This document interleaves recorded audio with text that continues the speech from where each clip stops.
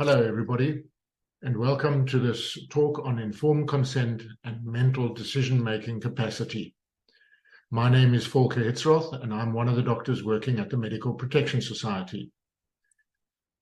Today's talk will consist of three large sections, and I've listed them here. The first one, which I will start off with right now, is just a brief introduction on autonomy and informed consent. And then the bulk of the talk will be about mental decision-making capacity and some practical examples such as dementia, making of a will or testament, and driving. So just as a brief introduction, we're all very familiar with the four principles of Beauchamp and Childress's principlism, the ethical framework that governs modern medical practice. And I've just highlighted the first one, which is autonomy, because ultimately, ladies and gentlemen, mental decision-making capacity falls under the category of autonomy. And just to give you an example, a few more examples of what is included under autonomy, I've listed them here: truth-telling, respect for a patient's privacy, respect for their confidential information and a duty to protect this information. And then you can see the two bullets marked in 4 and 5 are marked in red. And I've marked them in red because they are now leading us into mental decision-making capacity. So number 4 is obtaining informed consent and patients making important treatment decisions for themselves. And those two all relate to mental decision-making capacity as well. We also know that of the various elements of informed consent, mental competence is a basic threshold precondition. So I'm leading you towards a place where mental decision-making capacity becomes critical in your clinical practice, and when you take informed decisions or get the patient to make informed decisions through informed consent for the principle of autonomy. Just a brief reference to the National Health Act, ladies and gentlemen. This is the act that governs informed consent. This is the law that you have to obey when you take informed consent. Many doctors are not aware of it, but I thought to quickly weave it into this talk. The National Health Act Section 6 says that a patient must have full knowledge, and you, ladies and gentlemen, as a healthcare provider, have a duty, have an obligation, it's mandatory, that you must inform a patient of their health status, such as a diagnosis. Now, there is one little exception there, but I won't expand on that because it's usually quite rare. So you have to tell the patient their diagnosis, the range of diagnostic procedures and treatment options generally available to them, the benefits, risks, costs, and consequences associated with each of these options. And also, ladies and gentlemen, you have to inform the patient of their right to refuse the service. But you then also have to explain the implications, risks, and obligations of such a refusal. Ladies and gentlemen, that is the National Health Act Section 6, which governs informed consent in South Africa, and you are obliged to follow this National Health Act Section 6. The National Patients' Rights Charter also references informed consent, and you can see there that everyone, that is all the patients, have a right to full and accurate information on the nature of their illness, the diagnostic procedures, the proposed treatment, and the costs involved. And again, you are obliged, according to the HPCSA's Booklet 3, which is the National Patients' Rights Charter, to inform a patient of all this in an accurate, informative manner. Just again, a brief reference to the ages of consent for children, and we know that under the age of 12 years is the important cutoff. Under 12 years old, then you will have to seek parental guardian consent. Medical treatment for children is from the age of 12, and as long as they are of sufficient understanding and maturity. And for surgical treatment, it's also from the age of 12 and sufficient maturity, but they must be assisted by a parent or guardian with written consent. And lastly, before I move on to the mental decision-making capacity, ladies and gentlemen, given that I've now worked at the MPS for many years, I have the view that the following areas of clinical practice tend to be high risk to practitioners. And this is specifically referencing consent in minors, consent in children. When you are dealing with children's consent and you have one of these 5 scenarios, there's usually a higher risk of a medico-legal consequence. And the first one is when one or both parents are not involved, or they are divorced or estranged or absent. So usually, practically, this means divorcing parents or divorced parents. Number 2 is when you're unsure about which of the parents has parental responsibility. Number 3, which one has actual custody. Also, if a child is in foster care. These scenarios always worry me when we have a request for assistance regarding one of them. And I tend to have a low threshold to ask for legal advice, and I urge you to do the same. If you're ever unsure, please ask appropriate legal advice. Now, ladies and gentlemen, that was a brief introduction just on autonomy and informed consent. I want to spend a bit more time on mental decision-making capacity. And just as a starting off point, ladies and gentlemen, adults are always presumed to be competent unless you can prove that they lack the capacity to decide for themselves. So practically, ladies and gentlemen, whoever walks through your practice door, and if they are an adult, then we always have to assume or presume that they have mental decision-making capacity, unless you have doubts about that, and then the onus shifts to you to demonstrate that or to investigate that. But you cannot initially and at the beginning simply say that somebody does not have mental decision-making capacity. The law assumes that every adult does have it. Minors are governed by the age of consent, as I've shown you on the slide 2 or 3 slides back, as well as their capacity to comprehend and understand. And maybe the most important bullet point of this slide is that no one size fits all, and each clinical decision is specific to its particular scenario. So every mental decision-making capacity assessment has to be referenced to the clinical scenario that you face on the day with that patient. So the literature shows us that there are different approaches to the assessment of a mental decision-making capacity scenario.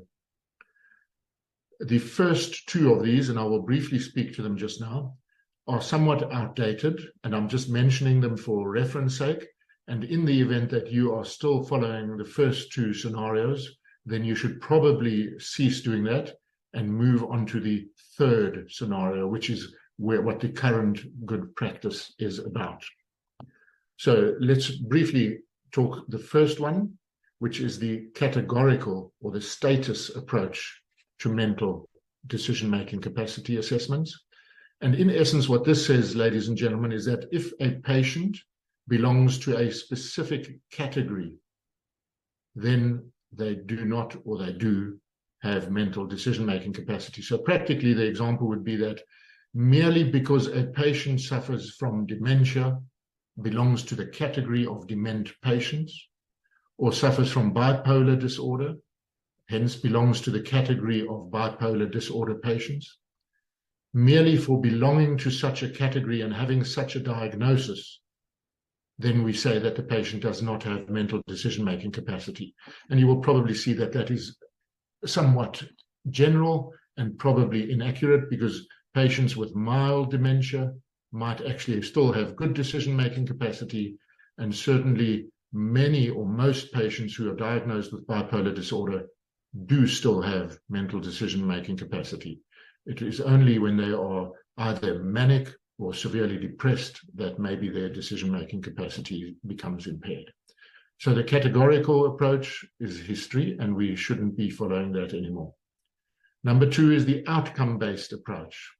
And this approach states that it is the outcome of the decision-making, so the answer from the patient, that guides us to decide whether or not they have mental decision-making capacity.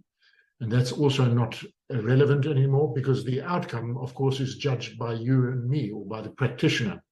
And if you believe that the patient's decision-making outcome, the answer that they come up with, is a rational one, then you will say that the patient has mental decision-making capacity.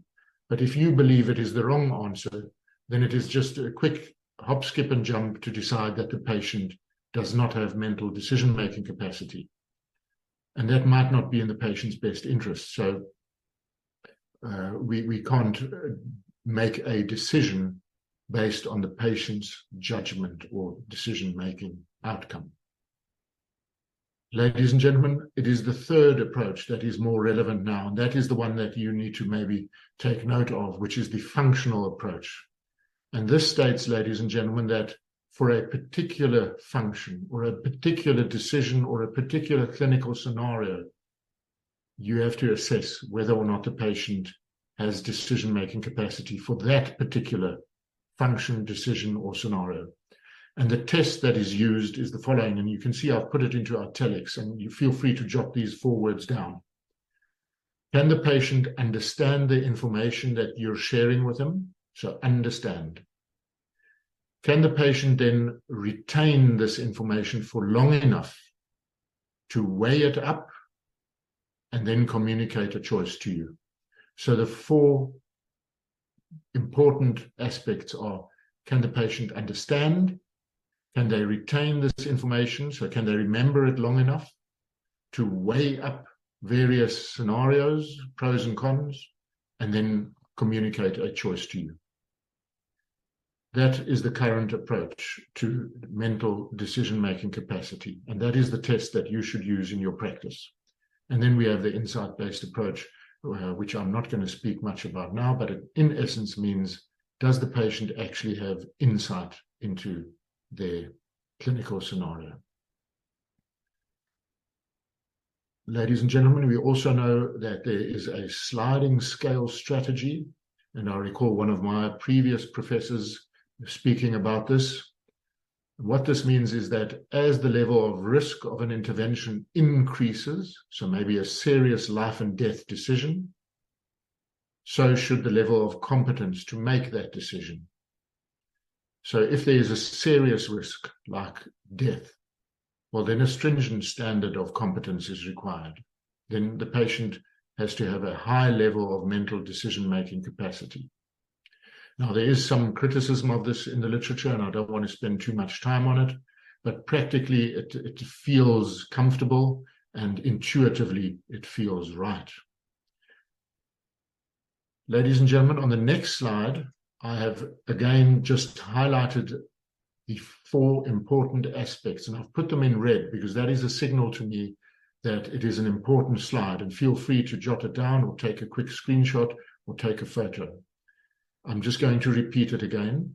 When you assess a patient's mental decision-making capacity, you need to ensure that the patient can understand the information given to them by you. Number 2 is, can they retain and remember this information sufficiently long in order to, number 3, weigh it all up, make a decision based on the pros and cons, and then communicate an answer to you. And that communication might be verbal communication, it might be written communication, or in worst case scenario, in maybe a locked-in syndrome, it could be the fluttering of eyelids. But is there a manner of communicating an answer to you? So there again, I've just highlighted them in red. You can now sense that I think they are quite important. And that, ladies and gentlemen, is the kernel of today's talk. You would have all learned in your graduate training that there are a number of factors that influence decision-making capacity: pain, distress, pre-medication, various emergencies, hypothermia, and so on. Always look for those factors and treat them. We know that some patients have fluctuating levels of capacity, mental decision-making capacity, such as delirious patient or a dement patient. There's a concept called sundowning, where later in the afternoon and early evening, they become more delirious and confused. So if there are important decisions to make, then it might be good to do them in the morning.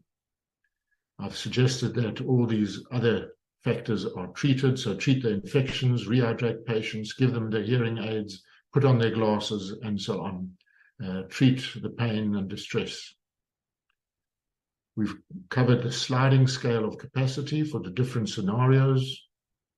And occasionally, ladies and gentlemen, but not always, there may be a need for specialist input, such as a second opinion, a senior colleague, a formal neurocognitive testing battery, or even a psychiatric assessment. But the run-of-the-mill decision-making capacity assessments should certainly be done by the treating doctor, including the patient's general practitioner.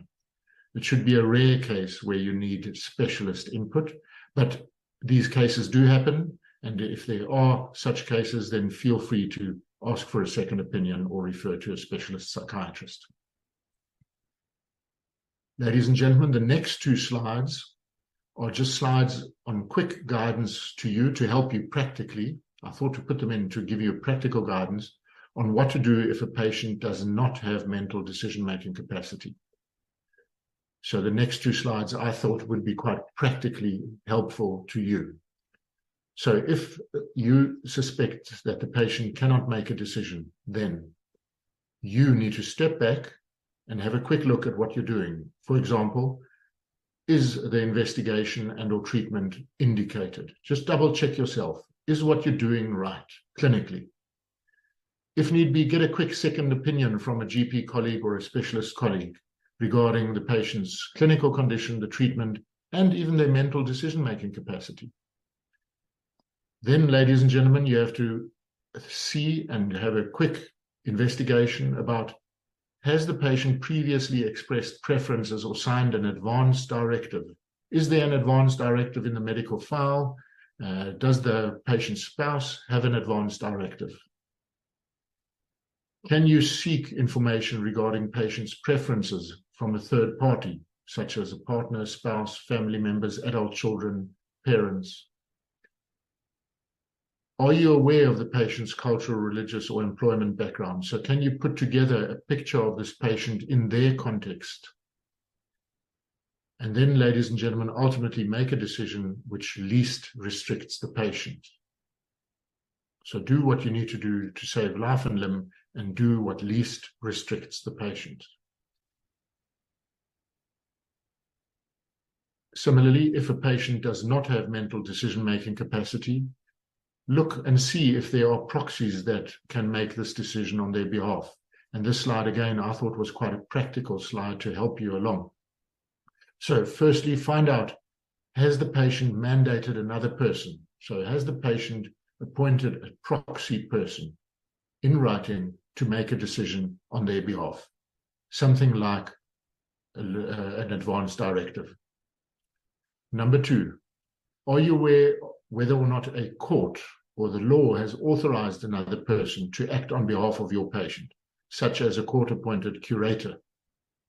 Sometimes patients who do not have mental decision-making capacity have a court-appointed curator to act on their behalf. Just ask the question and find out whether that is the case. If not, then the National Health Act prescribes a particular decision-making hierarchy. You may have heard of this.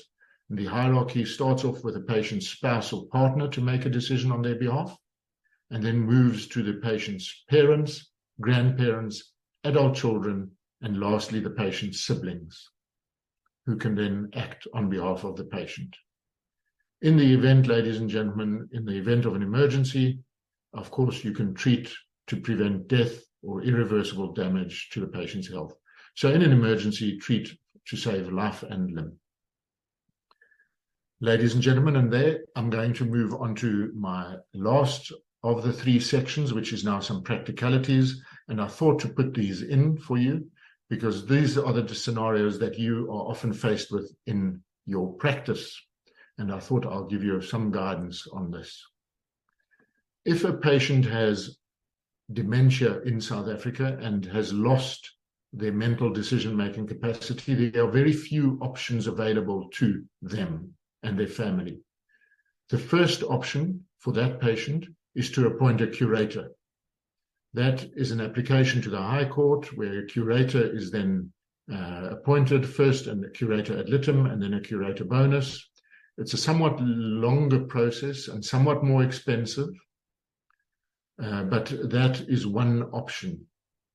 The second option is that the Mental Health Care Act in South Africa permits and facilitates an application to the Master of the High Court to appoint an administrator. Now, this is not a curator, this is an administrator of the patient's affairs. And this option is usually a bit quicker, it's also a bit cheaper, but it is only applicable to relatively small-sized estates or patients' estates and finances. So those are, in essence, the two options available to patients in South Africa who have lost mental decision-making capacity due to dementia. Now, many of the private legal firms also advocate the use of trusts, and I don't comment on that much, and I don't know enough about it, but maybe a patient might raise that topic, or a family might raise that theme as well. Furthermore, ladies and gentlemen, practicalities for patients is that you might be asked to do a clinical evaluation regarding a patient's decision-making capacity, but ultimately it'll be a legal decision in a court when a curator is appointed or not. So you have to contribute to the clinical aspects, and ultimately a legal process kicks in to declare a patient mentally incompetent. I would suggest that you do at least 2 separate assessments, possibly 3 if it's a contentious issue, over separate consultations, maybe a few days apart, maybe a week apart. Also see the patient alone, separated from their family, so that you can do your own assessment of the patient without family interference. Do you need a second opinion? Ask a colleague if you feel in any way uncomfortable. Remember to do a full medical and psychiatric assessment. There are a number of capacity instruments, rating scales, and questionnaires that you could use. Do a cognitive assessment, and here we're not talking about a neuropsych battery, we're talking about a mocker test or a mini mental test, something like that. Do a quick screen. Get the collateral information from all the relevant people, and you might even want to ask an occupational therapist to do a functional assessment. Can the patient still boil an egg? Can they make a cup of tea? Can they find their way around at home? And so on. Occasionally, you might need a mental health assessment, maybe refer to a psychiatrist. And ladies and gentlemen, the last bullet point is critical to me. Please write good clinical notes. We get many of these queries in a medico-legal arena here at the MPS, and often doctors are asked to opine on a patient's decision-making capacity 3 or 4 years ago, prior to their death. Now there's a will or testament that is being challenged, and then they ask you in your practice, can you tell us what this patient's mental decision-making capacity was like in 2019 when they wrote this will with a lawyer? So keep good notes, ladies and gentlemen. Now, we are often faced, as I've alluded to, doctors being asked to declare that the patient had good mental decision-making capacity at an earlier time when they made a will or testament. Now, the test to see whether or not a patient has decision-making capacity to draft a will is the Banks versus Goodfellow test, which has stood the test of time, you can see from 1870s onwards. Now, on the next slide, I'm going to show you the 4 parts of this test, the 4 legs of the Banks versus Goodfellow test. There's obviously a long legal case behind it, but I've now crystallized it onto one slide. Feel free to take a screenshot or quickly jot them down or take a photo as well. So if you ever are asked to assess whether or not a patient has the decision-making capacity to write a will, then these are the 4 legs that you need to cover. These are the tick boxes you need to address. Number one, does the patient actually understand what a will is and what its purpose is? So, can they understand that a will is a document that disposes of their assets upon their death? That's about as much as they need to know. You don't need to drill into more legalese here. But do they understand what a will is and what its purpose is? Number two, does the patient understand the value of the various assets that they own and that they wish to bequeath in their will? Now, that doesn't mean that they need to know the exact value of each of their assets, but they must be aware of the level of their wealth. They must know that they own a house in a particular suburb. They must know that they've got a bank account with a particular bank, or maybe multiple bank accounts, and maybe occasionally some patients might have a shared portfolio. That's the sort of level that we're talking about. They do not need to regurgitate to you the exact rands and cents value on the day of this assessment. They need to understand the value of various assets in the broader sense. Number three, are they aware of who should or who could expect to receive what, and then explain their reasons for bequeathing wealth to those individuals or not to those individuals? So you might want to ask a patient, why are they leaving all their assets to only one of their children and not the three children? And what are the reasons for that? Of course, you might want to, if the patient leaves everything to a charity and nothing to their children, you might want to have a brief discussion about that and establish whether or not they are aware of who should or could expect to receive what. The children might expect to receive some money. Does the patient acknowledge this? Are they aware? And if not, then what is the patient's reason for excluding their children? And of course, this whole decision-making process should not be impacted by a mental disorder, like, for example, psychosis. So if a patient is psychotic and has paranoid delusions about everybody in their life, and those delusions of paranoia and persecution are driving their decision-making capacity, well, then that would not be a good thing. Now, if you're interested in this, or you have many of such cases, and you're developing this part of your practice, then I urge you to read these two publications. Again, take a quick screenshot or jot them down. Professor Skuman Malan has written 2 papers on this, and I found them very interesting. They're quite long and lengthy, so you'll have to spend a bit of time on them. Another important part of writing a will is what is called the Golden Rule, which was established by Lord Templeman. And there's a lot of legalese there, but I'm going to start in the middle of this paragraph. In the middle, and I will translate the legalese into practicality for you.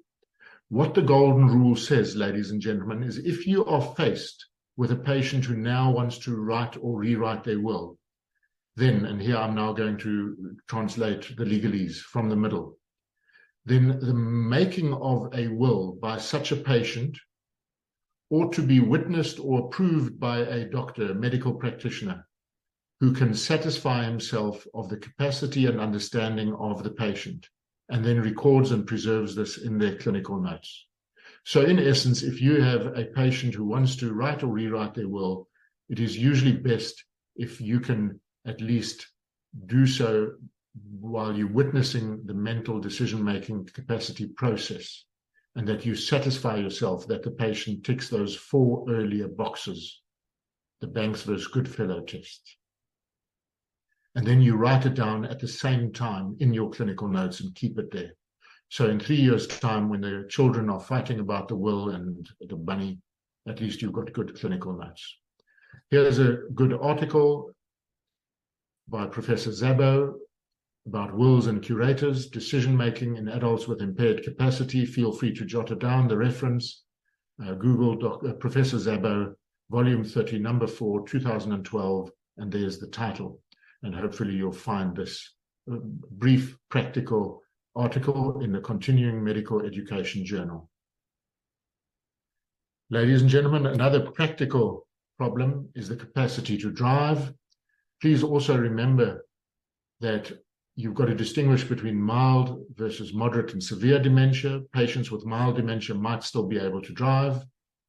You've got to weigh up the risks and the benefits of driving. There are still some benefits in older patients driving. They have independence and they feel that they can still live their life without too much interfering.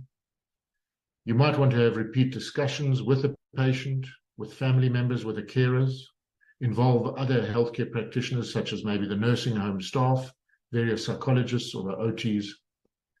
Ultimately, if you do have concerns that a patient should not be driving and you've worked through the discussions, but you remain concerned, then you may have an obligation to inform the traffic authorities. And if the problem persists, you may have to advocate that the car keys are removed or the car is disabled. Feel free to ask for advice if and when you face such a scenario. These decisions are never easy, and often they are fraught with emotions. And here's another practical article that I thought was helpful by Dr. Ross in 2013, volume 31, number 10, and also in the Continuing Medical Education Journal, Assessment of Driving Capacity in Persons with Dementia. It's a practical, helpful article. Again, jot it down, write down the reference, take a quick photo. And ladies and gentlemen, my last slide, I think, is again just a brief reference to the Arrive Alive campaign website. And they have a site there covering Alzheimer's and road safety. Now, this site has about 2 or 3 further pages that I found very helpful. So you might want to Google this site, Arrive Alive, Alzheimer's and Road Safety, and read through the next page or 2 on their website, which shares helpful and practical information for you as well to be used in your clinical practice. Ladies and gentlemen, I'm going to end there. Our time was limited, but I hope I've given you some helpful pointers and some helpful information regarding mental decision-making capacity. With that, I'm going to end my talk, and I thank you for sharing this time with me. Take care, and I hope you enjoyed the rest of your Congress. Goodbye.